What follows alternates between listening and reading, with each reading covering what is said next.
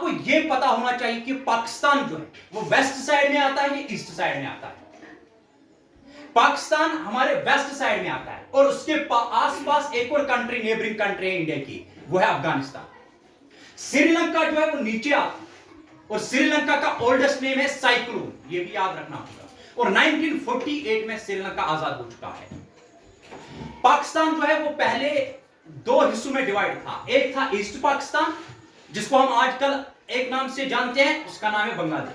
कारण क्या है वो हम आने वाले लेक्चर्स में बताएंगे, लेकिन फिलहाल आपको याद रखना होगा कि इसके टू नेम्स थे, एक था ईस्ट पाकिस्तान और दूसरा था वेस्ट पाकिस्तान।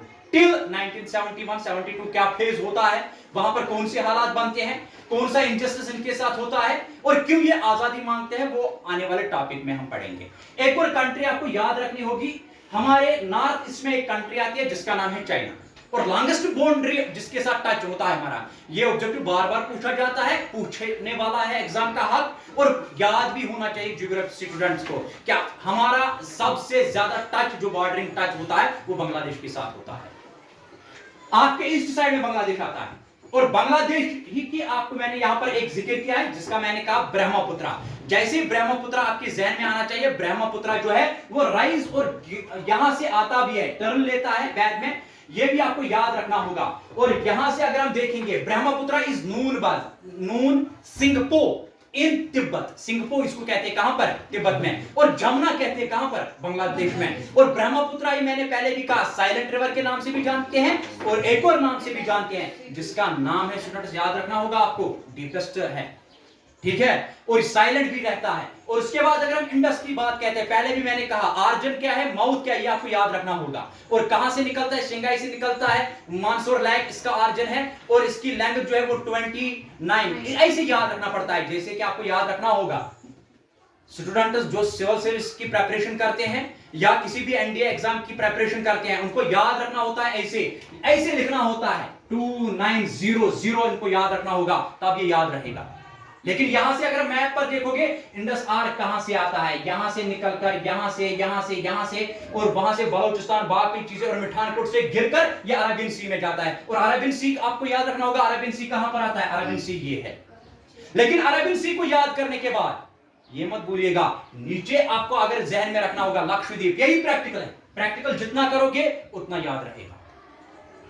और चीज आपने यहां पर लक्षद्वीप याद रखा, अगर आप यहां से जाओगे ईस्ट साइड में बे ऑफ बंगाल आता है, और वहां पर आपकी एक और कंट्री आती है जिसका नाम क्या है, म्यांमार, याद रखने की। और ऊपर बांग्लादेश के ऊपर आता है भूटान, क्या आता है, भूटान, भूटान के ऊपर आता है नेपाल, और नेपाल के इस साइड में आता है चाइना। याद रखना इजी है, इजी है, ठीक है। बांग्लादेश का ईस्ट में और पाकिस्तान का है वेस्ट में। पाकिस्तान के ऊपर क्या आता है, अफगानिस्तान, और अफगानिस्तान के साथ इंडिया का सबसे ज्यादा अगर कहेंगे कम बॉर्डर टच होता है। बाद में हम बॉर्डर लाइन भी डिस्कस करेंगे, कौन सा बॉर्डर किसके साथ टच होता है, ये भी भूलिएगा मत। मैंने पहले ही भी कहा, मैं कोशिश करूंगा एक एक पॉइंट को आप तक पहुंचाने की, एक एक चीज को पहुंचाने की, ठीक है। यहां से अगर आप देखोगे वलर लेक जो है, यहां से वलर लेक जम्मू कश्मीर में आता है, ये भी याद रखना होगा।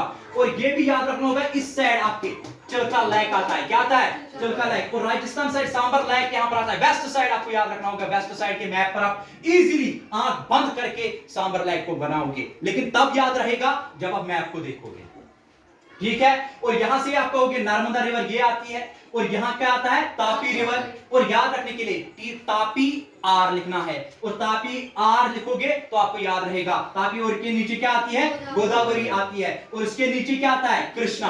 आगे ना याद रखने के लिए, और ये आपको याद रहेगा।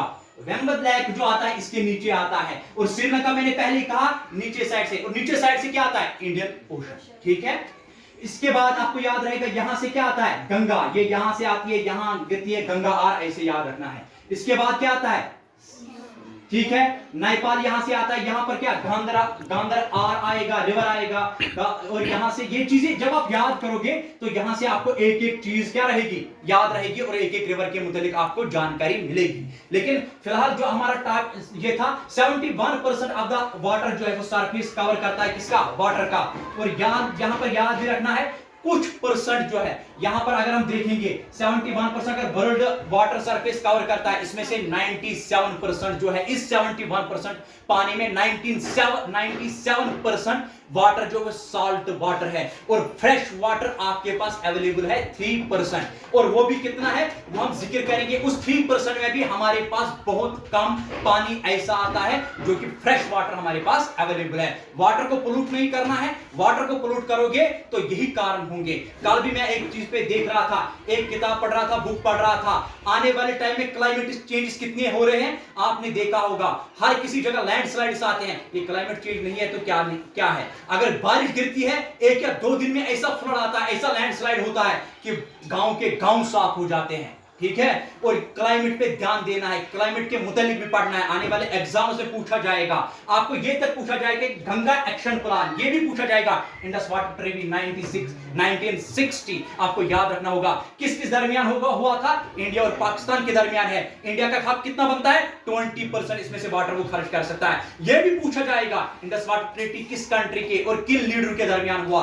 आज हम करेंगे तो ये लेक्चर बहुत जाएगा, बहुत यहां पर यह भी याद रखना होगा कि तिब्बत जो है, लद्दाख जो है यूनियन टेरिटरी जो है, लार्जेस्ट यूनियन टेरिटरी, और लद्दाख के मतलब आपको याद भी होगा कोल्ड डेजर्ट है। राजस्थान जो है वो क्या माना जाता है? Hot desert. आने वाले टाइम में और लेक्चर्स आएंगे। फिलहाल आज के लिए इतना काफी था। Thank you.